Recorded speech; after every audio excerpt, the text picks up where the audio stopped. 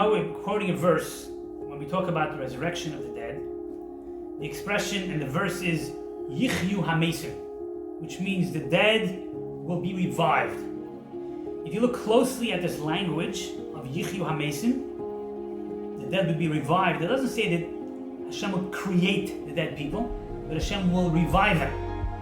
And that proves some form of difficulty, because if somebody had passed away many years ago, perhaps many thousand years ago, he's kind of, done. And in some sense, resurrection, it almost sounds like creating a new person, basically. How do you match that with that language of Yichyu HaMesim, where the dead will be revived? If someone just passed away, I can understand. Someone's still there and he's being revived back to life. But if someone passed away, a long time ago, what does it mean, the concept that it'll be revived? From here, we learn from this.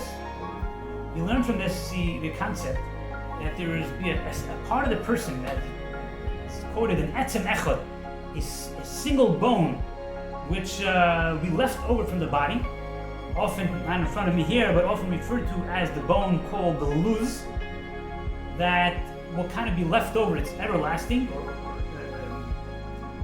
that's lasting, and when Mashiach will come, Hashem will, the language that's used here, that the Zohar uses, but I think it's also mentioned in the Talmud, will soften that bone with dew, a special type of reviving dew, and that bone become, softened, and just like if you use sourdough and you put it into a bread and it kind of makes the whole bread sour, same too, Hashem will soften this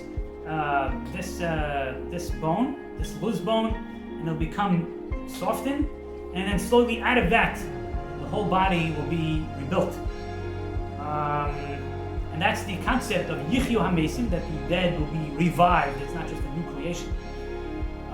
Just to add, I don't know if there's any truth to this or not, but I once remember asking one or two students here at Caltech, how long does a DNA last for?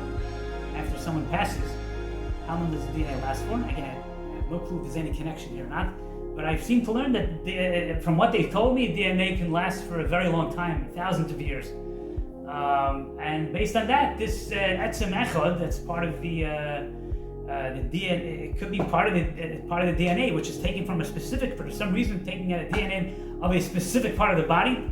For whatever reason, that part of the body needs to be the one that gets. But perhaps this can maybe be a reference to a part of the DNA. Now, just to add, where exactly is this Etzem Luz? Where exactly is this bone of the luz, which will be used to be rebuilt the entire body? And by the way, as all know, DNA has the entire code for the entire body, so it makes sense that from a single DNA, you can build the whole body. But where exactly is this luz bone? There's a dispute, actually. Some say that this luz bone is on the top of the spine, right behind where the tefillin is put up, right behind where the knot of the tefillin goes on top of, the top, towards the top, maybe the top, first bone of the spine, I'm not sure, but I think right under where the knot of the tefillin goes in the back of your head. That's one opinion.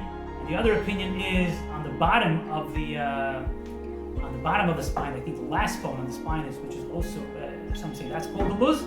Also important to mention, if I'm not mistaken, it's brought down that when somebody eats malava malka, to be able to eat when we after Shabbos, which is actually very connected to the coming Mashiach, or whatever, it's not the discussion today, but it's brought down that during malava malka, that part of the bone is nourished, that bone is nourished through the meal with the malava malka.